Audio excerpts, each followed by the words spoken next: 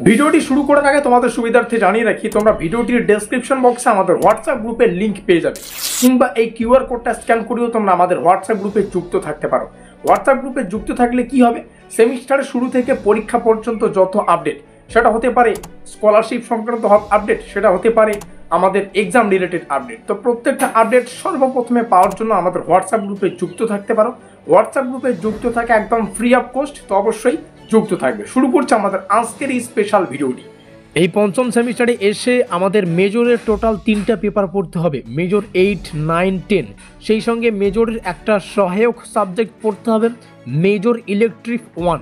তার মানে কি, আমাদের যাদের মেজর সাবজেক্ট এডুকেশন রয়েছে তাদের তো মেজর 8, 9, 10 এই 3টা মেজর কোর্সের সাবজেক্ট পড়তেই হবে। সেই সঙ্গে মেজরের একটা সহায়ক সিলেবাস বা পেপার পড়তে হবে, যেটা হচ্ছে মেজর ইলেকট্রিক। আর এই পঞ্চম সেমিস্টারে একটা সাবজেক্টের আমাদের পরীক্ষা দিতে হবে, সেটা হচ্ছে মাইনর 5। তাহলে টোটাল আমরা দেখতে পাচ্ছি মেজরের 3টা এবং একটা সহায়ক পাঠ টোটাল 4টা, এবং মাইনরের একটা পেপার টোটাল কিন্তু 5টা। এই 5টা সাবজেক্টের পরীক্ষাই পঞ্চম সেমিস্টারে দিতে হচ্ছে।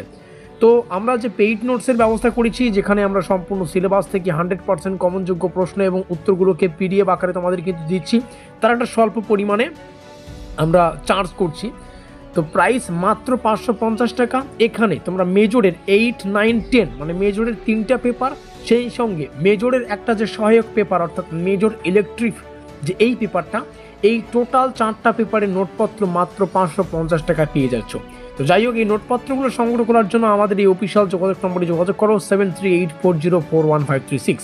সেই সঙ্গে ডেসক্রিপশন বক্সে রইল আমাদের হোয়াটসঅ্যাপ গ্রুপের লিঙ্ক, সেখানে ক্লিক করে অবশ্যই আমাদের হোয়াটসঅ্যাপ গ্রুপে যুক্ত হয়ে নাও।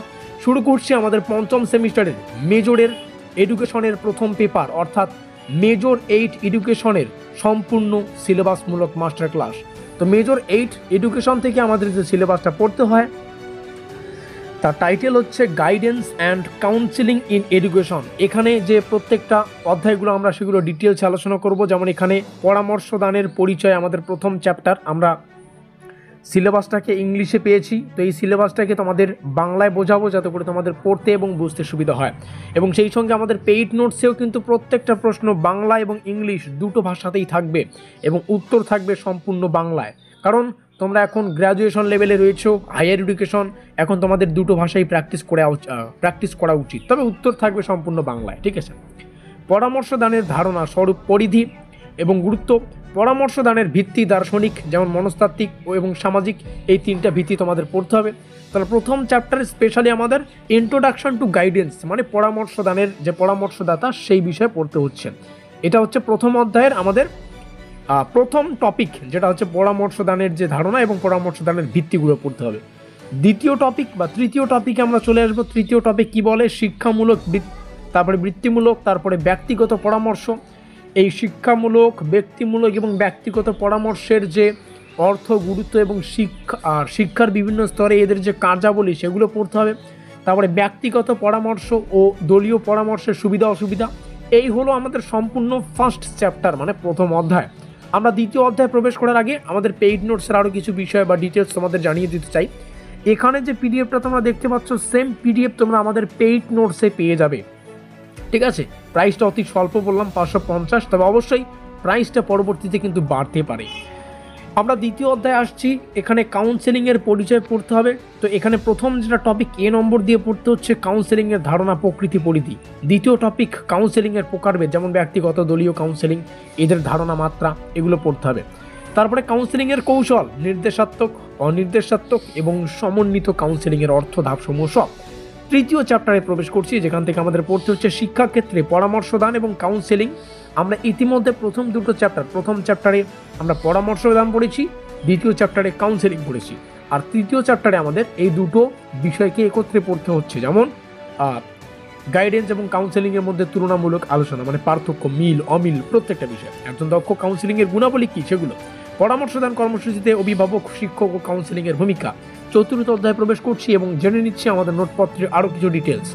তোমরা আমাদের পেইড নোটসে ফুল সিলেবাসটা কভার করানো থাকবে, মানে আমরা যতদূর পেরেছি সিলেবাসটাকে কভার করানোর চেষ্টা করেছি। তার থেকে অতি গুরুত্বপূর্ণ ব্যাপার, কিছু কিছু প্রশ্ন যেগুলো পরীক্ষার জন্য মোস্ট ইম্পর্টেন্ট সেগুলো শেষে স্টার চিহ্ন দেওয়া আছে। তার মানে কি, তোমরা সিলেবাস ফুল সিলেবাস ভিত্তিক প্রস্তুতি পাচ্ছ, সাজেশন ভিত্তিকও প্রস্তুতি পেয়ে যাচ্ছ আমাদের নোটপত্র থেকে।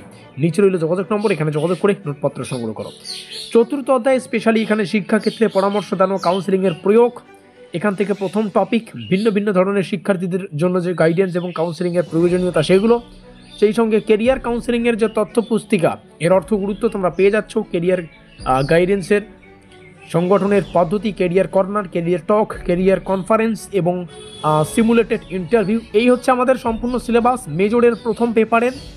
আর আমরা খুব দ্রুত মেজরের দ্বিতীয় পেপার অর্থাৎ মেজর 9-এর যে সিলেবাসটা সেটা তোমাদের সামনে শেয়ার করব।